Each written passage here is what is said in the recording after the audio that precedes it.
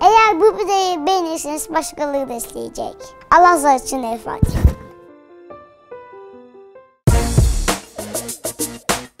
Şimdi ben böyle biraz farklı bir sülalede dünyaya geldim. Şimdi öyle olunca hakikat arayışı da böyle farklı oluyor. Yani çok böyle bu meseleleri çok ayrıntılı bilmeden biraz insan dünyaya geliyor. Şimdi böyle olunca çok uzun süre böyle şeyi aradım. Hani hakikat nedir, nerededir falan. Tabii böyle bilirsiniz öncelikle yaşı genç olan biri böyle bir hakikate meyledince eline önce Kur'an mealini alır. Sadece meal ama. Sadece. Böyle alır okur böyle bir mucize bekler. İşte duvar yarıldı mı, bir yıldız kaydı mı, işte gece rüyamda bir şey olacak mı falan. Önce belli bir sürem böyle geçti biraz. Kur'an meali okuyorum ve çok vesvese geliyor. Sadece meal okuduğum için, saf meal okuduğum için. Hani başka şeyle kuvvetlendirmediğim için.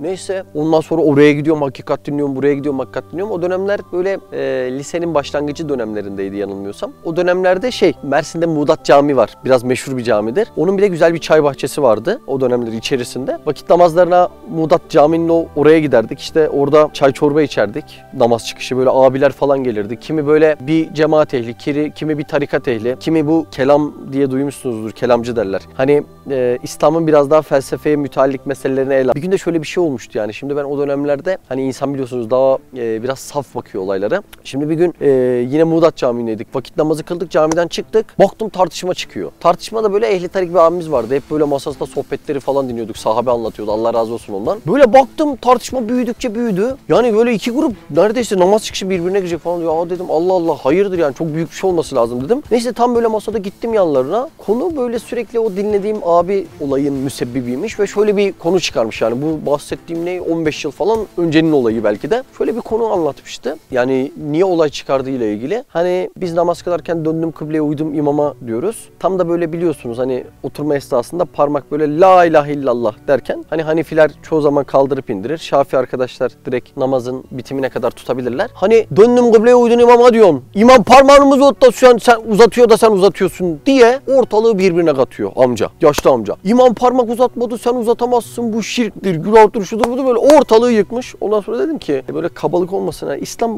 böyle olamaz dedim yani. Bu kadar ufak bir meseleden camideki bütün insanların huzurunu kaçırabilecek kadar düşüncesiz olamaz dedim. O dönem üzmüştü. Bir de ben o dönem bizim Fatih Ünal var. Benim çocukluktan arkadaşım. Fatih Ünal bana ilk Risale-i Nur'ları hediye ediyor. Mehmet işte oku falan diye. Ben de böyle okuyorum sürekli Risale-i Nur'ları ama bir şey anlayamıyorum gerçekten. O zaman internet falan da bu kadar kullanıma açık değil. Hani bilmediğim bir cümleyi, bir videoyu izleyin falan böyle bir şansımız da o dönemlerde çok yok. Ama böyle hani bir kıza sevdalanırsın. Helal cihette söylüyorum. Biri dese ki ya bu daha güzel değil mi? Evet ama benim gönlüm onu seviyor dersin. Biri dese ki ya bu daha işte namı iyi değil mi? Mesleği iyi değil mi? Evet ama ben bunu seviyorum dersin yani. Niye sevdiğini çok açıklayamazsın. Çok sebepleri dairesine sığmaz ama onu seversin sen. Risale-i Nur da böyle oldu bende. Yani Risale-i Nur'la tutuldum ama böyle niye tutulduğumu biri sorsa bak bu böyle tam anlayamıyorum ve Risale-i Nur'u okuyup onu da okuduğum Risale'yi de böyle çok ayrıntılı anlayamıyorum. Çünkü bir altyapım yok, eski bir bilgim yok. İşte günde birkaç sayfa okuyorum. Tekrar söylüyorum yani kısım yine böyle çok tesir ediyor ama tamamen anlayamıyorsun. Mesela o dönemlerde böyle yine Risale-i Nur okurken Risale-i Nur'da böyle mülk ciheti ve melekut ciheti diye iki kelime geçer. Mesela mülk hani mal mülk derler ya mülk görünen kısım demek. Melekuttan melekten kodlayın görünmeyen yani gaybi kısım. Mesela benim bedenim mülkken ruhum melekuttur. Yani bu anlaşıldı herhalde değil mi Sinan? Ya bu kadar örnekle. Ben bunu 6 ay boyunca insanlara sordum. Abi Risale-i Nur'da böyle bir cümle geldi ne demek? Sahabe hayatı anlatan oldu. Uhud Harbi'ni anlatan oldu. Bedir Harbi'ni anlatan oldu. Ashab Savaşı'nı anlatan oldu. Hudeybiye Barış Anlaşması'nı anlatan oldu. İktisat ilmini, aile hukukunu, İslam'da miras dağılımını anlatan oldu ama buna cevap vermediler. Yani çok yorulmuştum artık anladın mı Sinan? Böyle daha ince meseleleri merak ediyordum. Kavramları merak ediyordum ama bizim yani bana denk gelen zümrede bunlara tam cevap verebilecek denk gelmiyordum yani. Yine Allah hepsinden razı olsun. Ama benim sorduğumla verilen ilaç benim hastalığımla tam uyumlu değil diye. Hani Bediüzzaman diyor ya muktezai hale mütabık davran diyor. Hani gereken hale göre davran diyor. Yani yanına esrar içmiş bir adam gelirse sen de ona sadakalı çok faziletli diye bahsetsen belki o an onun dermanına tam karşılık gelmeyebilir. Benim de böyle bir hal almaya başlamıştı hayatımın süreci. Elim açıp dua ediyordum böyle. Diyordum ki Allah'ım bu gönderdiğim bütün kullardan hamdolsun. Ben şu an Arapça bilmiyorum ya Rab. Kur'an'ın sadece mealini okuyunca da biraz vesveseye giriyorum. Abilere sonra da bütün cevaplarımı alamıyorum. Sen bana yardım et ya Rab diye böyle dualar ediyordum. O dönemde yine Risale okuyorum ama çok anlayamıyorum böyle. Neyse aradan vakit geçti. İyice hem Risale açılmaya başladı hem de üniversite hayatımda, lisenin sonlarına doğru hayatımda böyle gerçekten Risale'yi böyle bilen kardeşlerim, arkadaşlarım denk geldi. Ve bizler birbirimizle mütalaa etmeye, müzakere etmeye başladık. Şimdi bir insanla yarım saat Risale-i Nur konuşunca bakıyorsun 3-4 tane kelime kapıyorsun. Başka gün konuşunca 3-4 kelime daha kapıyorsun. Dili öğrenmek gibi. Bir bakıyorsun senin konuşman bile Risale-i Nur'dan olmaya başlıyor. Yani çünkü neden Risale-i Nur dediğimizi anlayayım mı? Risale-i Nur'daki kelimelerin birçoğu Kur'ani kelime. Bu yüzden onu anlayınca böyle bir gün bir ayeti sessizce dinleyin. Hani yakalayabilirsiniz. Ayet bile ne demek istiyor onu yakalayabilirsiniz. Burası çok keyif verici bir şey. Çünkü çok fazla Arapçadaki terminolojik kelimeleri barındırmış ve bunları ders vermiş bir tefsir Risale. Risale-i Nur benim hayatımı çok değiştiren bir şey oldu. Yani cümlem kabalık olmazsa eğer benim hayatım şöyle ikiye de ayrılabilir. Risale-i Nur'u tanımadan önce inandığım Allah ve Risale-i Nur'u tanıdıktan sonra inandığım Allah diye. Çünkü gerçekten aralarında çok uçurum var. Şimdi bizi takip eden birçok kardeşlere de biz çok öneriyoruz yani. Niye öneriyoruz? Mesela senin elinde bir ilaç var.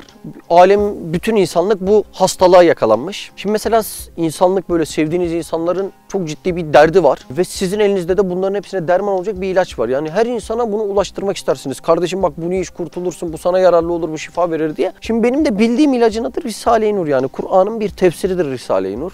Gerçekten Kur'an-ı Kerim'i anlamakta bir dürbün görevi görür. O hakikatleri çok güzel misallerle, örneklerle açıklar. Çok derin gelen konular basit örneklerle senin kafana çok yatkın hale gelebilir. Ve bunun müellifi Bediüzzaman Said Nursi Hazretleri o da Peygamber Aleyhisselam'ın hayatına, sünnetine çok ittiba etmiştir. Yani Risale-i Nur Kur'an'a bir araç olduğu için Bediüzzaman Said Nursi Hazretleri de Efendimiz Aleyhisselam'ı anlamaya bir araç olduğu için kıymetlidir. Yani bu ikisini Kur'an'dan ve Efendimiz Aleyhisselam'dan kopardığımızda hiçbir kıymeti kalmaz. Haşa estağfurullah. Yani onları anlamaktaki en hızlı vesile. Yani buradan İzmir'e gideceksin. Otobüsle 14 saat, uçakla 1 saat. O uçak gibi düşünün yani. Benim en kestirme yolumu sağlıyor. Şimdi bizim de takip eden kardeşlerimizden en kıymetli bu olduğu için aslında mesela bize çok mesaj gelir, çok telefon gelir. Biz arkadaşlarla ilgilenip işin sonunda Risale-i Nur'u okumalarını öneririz. Çünkü biz onlara bir yere kadar omuz olabiliriz ama bizimle beraber, videolarla beraber bir de kitaptan beslenseler kendinden şarjlı bir hale gelebilirler. Artık yolda kalmaz bir hale gelebilirler. Şimdi Risale-i Nur okuyorlar ve şunu da soruyorlar zaman zaman. Abi biz bu Risale-i Nur'ları okuyoruz ama Risale-i Nur ne tarzda okunması lazım? Şimdi Risale-i Nur okunmasının bana sorarsanız yani ben belki bunu anlatacak makam değilim. Sadece hani genç kardeşlerim belki buradan istifade edebilir diye konuşuyorum. Yoksa söylediklerim hatalı, kusurlu da olabilir. Kusura bakmayın. Allah affetsin inşallah. Mesela Risale-i Nurlar şurası çok önemli yani. Okunma tarzı muhtelif. Risale-i Nur'ları bilen bir grupla Risale-i Nur okurken bütün kelimelere vakıf, konular nerede vakıf. Mesela ben müzakereyle okunmasını öneririm böyle bir grupla. Yani herkes bir şekilde Risale'ye vakıfsa kelime kelime, cümle cümle, böyle konu konu. Mesela bir paragrafı böyle bir grup 2 saatte 3 saatte okudum dese ben yadırgamam. Çünkü grupta herkes vakıf, herkes yeni bir kapı açıyor bunları anlatırken. Bu bir okuma tarzı olabilir yani. Bilen bir grupla müzakereli okunabilir. Mesela sizin bulunduğunuz mekana, hayalhanem gibi bir dershaneniz, çay içeceğiniz bir yer vardır. Buraya yeni bir grup gelmiştir. Yani bu gruba da belki biraz izah etmek icap eder. Bak burada bu örneği diyor, burada bu örneği diyor diye izah etmek. Çünkü izah etmezsek belki ilk etapta kelimeleri, cümleleri duyduğunda yadırgayabilir. İlk etapta ya zormuş falan gibi de düşünebilir. Mesela ben Risale-i Nur'u eline alır almaz okuyup ben anlıyorum diyen arkadaşlar da gördüm. Eline aldığında abi biraz yardımcı olun diyen adam da gördüm. O yüzden yeni biri geldiğinde belki onlara açıklama yapmazsak nakıs kalabilir konu. Mesela bir de Bediüzzaman Hazretlerinden ders alır gibi konsantre olan grup olabilir. Mesela onların böyle sadakati yüksektir. Onlar böyle konuyu dinlerken sanki Bediüzzaman Said Nursi'den dinliyor gibi konsantre okuyorlar. Mesela böyle abilerimizin, kardeşlerimizin yanında dönerli okuma denen şey yapılabilir. Yani kitaplar dağıtılıp sırayla birazını sen, bir paragrafını sen, bir paragrafını sen bu şekilde okunabilir. Mesela böyle bir konsantre olunan dönerli okuma denen yerde biri açıklama yapsa burada fuzuli olur. Çünkü yani ne anlatırsan anlat o an insanlar üstadlarından ders alır gibi konsantre olmuşlar. Bu fuzuli olur. Başka evinde olmuş bir insan günde 10 sayfa, 20 sayfa, 30 sayfa, 40 sayfa kendi kapasitesine göre. Bizim başka şeylerde kardeşlerimiz var. Mesela bazılarının nefsi çok kurnaz hakikaten. 10 sayfa oku dediğimiz var. Bazıları demir gibi adamlar. 50 sayfa, 100 sayfa okuyan arkadaşlar var. Evde de böyle bireysel okumalar bu cihetlerde elzemdir. Bir de şunu söyleyeyim ya. Bunu çok soruyorlar da. Abi bireysel okuyorum nasıl okuyayım? Kardeşim ben şöyle öneriyorum. Bireysel okuyacakken meseleyi anlamak için oku ama anlamadığın yeri geç. Yani orada takılma. Çünkü nasibin bir sonrakindedir. Her sayfada bence bir iki kelime kelimeden fazla lügattan yardım alma. Çünkü cümle bütünlüğü kopuyor. Bu dil öğrenmek gibi de düşünebiliriz. Yani mesela bir sayfada çok geçen bir kelime var. Sefine, sefine, sefine. Yani böyle sayfayı bitirdikten sonra neydi bu sefine diye ona baksan uygundur ama kelime baksan cümlenin bütünlüğünü de alır. Mesela ben bir gün bu Yunus kitapları düzeltene ne denir? Editör. Editör değil mi? Ben bir kitap editörünün şeyini okudum. Yazısını okudum. Diyor ki bana bir kitap gönderdiler 300 sayfa. Hani onun amacı tavsiye etmek değil mi? Hata bulacak, kusur bulacak, düzeltecek. 300 sayfalık kitabı tavsiye edip bitirdikten sonra anladım ki kitabın konusundan hiçbir şey anlamamışım. Kelime, kusur baktığında kitabın ne anlatmak istediğini anlayamıyor insan. Anladın mı? O yüzden öyle Risale'yi okurken de kelime.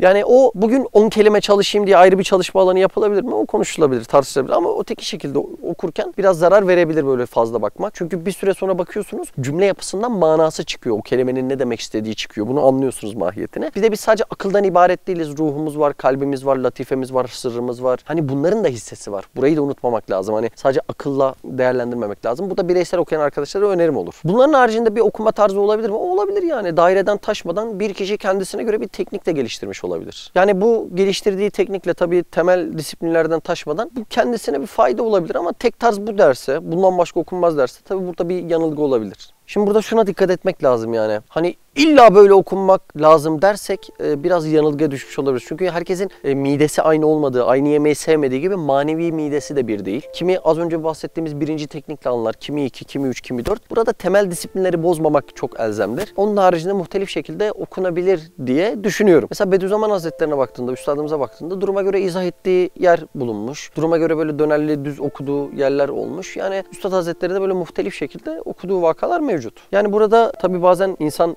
anlaşılmayan yerleri izah da edebiliyor. Tabii yani vahiy izah edilebiliyorsa sünnihat nevinden diyor Risale-i Nurlar için. Sünnihat neden izah edilmesin? Tabii o da izah edilebilir. Ama burada temel disiplinlerden konuyu taşmamak buralar çok elzemdir yani. Hani izah ede konunun ne anlatmak istediğini de çok alt planda bırakırsan zaten orayı okuyup izah etmene gerek kalmaz yani. Okuma git kendin başka bir şey anlat da denebilir ona. Yani izah şu cihette biraz elzem gibi geliyor. Şimdi muhalif insanlar durmuyor. Bir ateist, deist kadrosu var.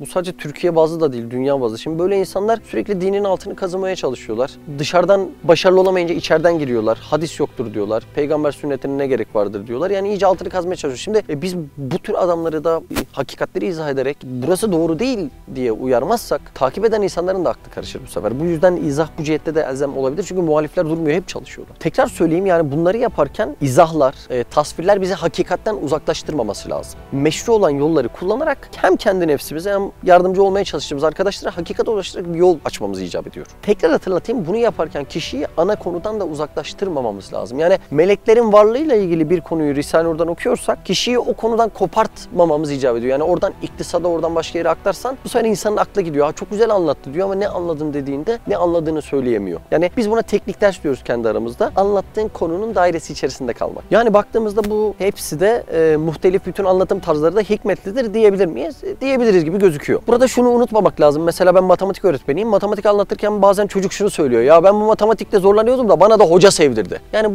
burada bazen de rol modelde bitiyor iş. Burayı da es geçmemek lazım. Yani kişi de kendisine uygun olan düşünceyi yapsa, burada bana sorarsanız tıraşından tutun koltuk altının kolkmamasına, o hakikatleri içinde hissetmesine kadar bunların hepsi bunu kapsıyor yani. Demek ki rol model de burada çok elzem oluyor. Kişi kendine üzerine düşen işleri de yapsa bu da hakikate daha destek, daha faydalı bir şey olur. Şurada yine önemli. Mesela ben bazı abilerimizi, arkadaşlarımızı dinliyorum. Bir Risale-i Nur'daki hakikati izah ediyor. Gerçekten içimden diyorum ki abi anlat ya, bak böyle anlayamamıştım. Bazıları da böyle izah ediyor. Ederken böyle hakikat gerçekten katlediliyor gibi oluyor. Onlara da diyorum ya keşke bu konulara girmeseydin diyorsun içinden. Demek şu da önemli yani. Hep izah etmek zorunda da değilsin.